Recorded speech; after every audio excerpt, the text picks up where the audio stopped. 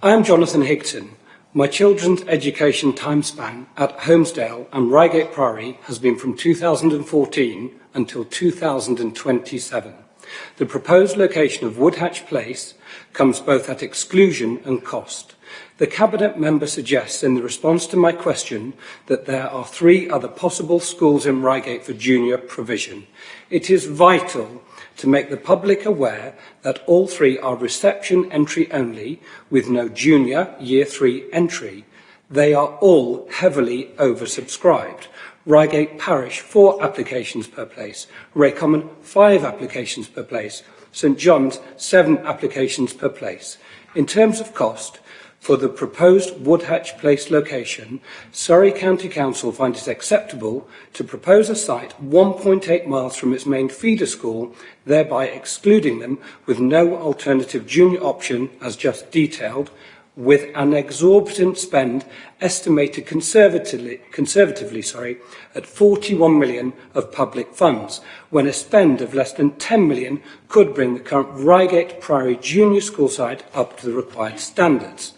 41 million quoted is made up of a fair allocation of a third of the Woodhatch Place site purchase cost at 19 million, 15 million build cost for the new school, and that's on a 2020 cost estimate, plus 7 million cost to bring the current Reigate Priory School buildings back to a reasonable standard before being able to hand it back to Reigate and Banstead.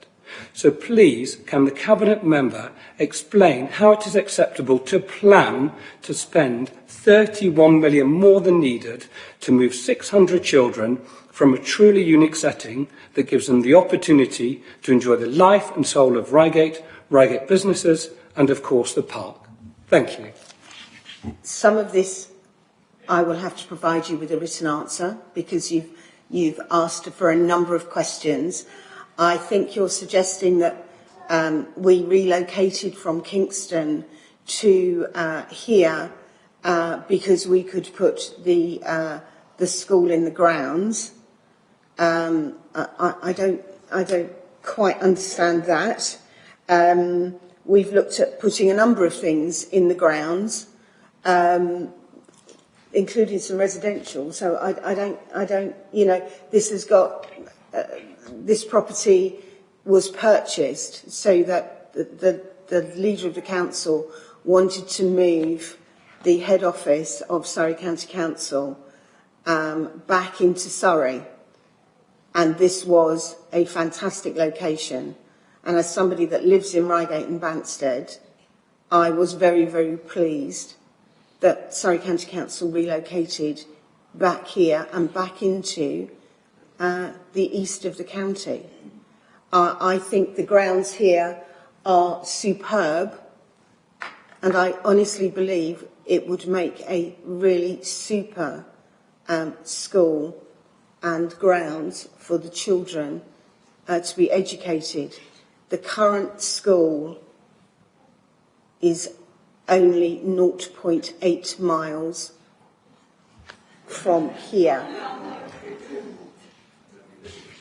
And I appreciate that many of you feel that that is too far for you to walk with your children. Additional from the feeder school. Yeah.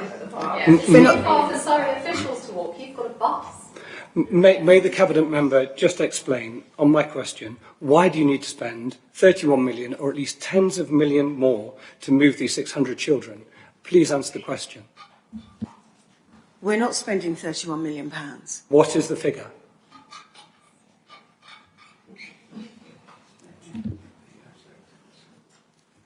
The figure for the school delivery?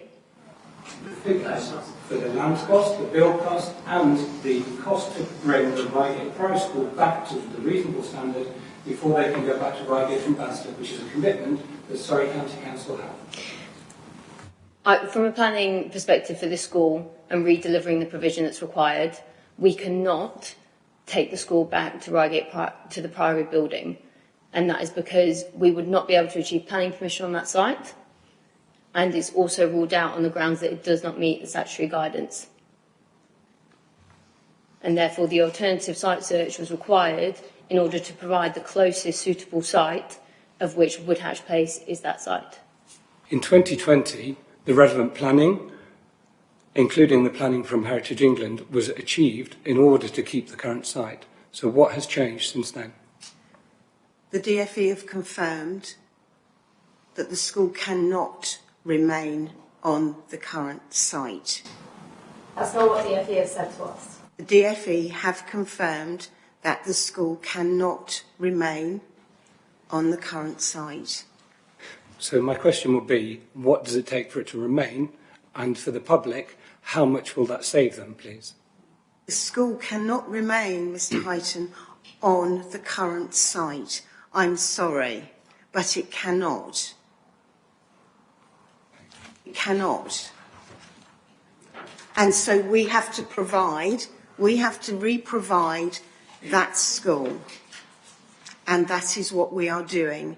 And we are trying to involve you, all the parents and prospective parents of the school, through the consultations, to listen to your worries and to try to help as much as possible to make things easier. Okay. And that is what we're trying to do.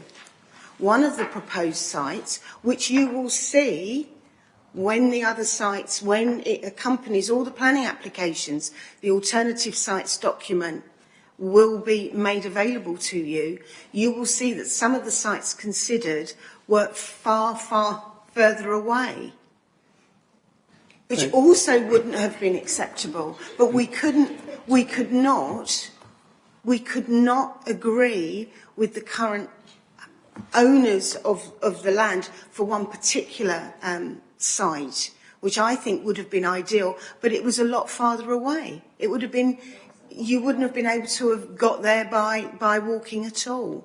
And this site came to the top of the list.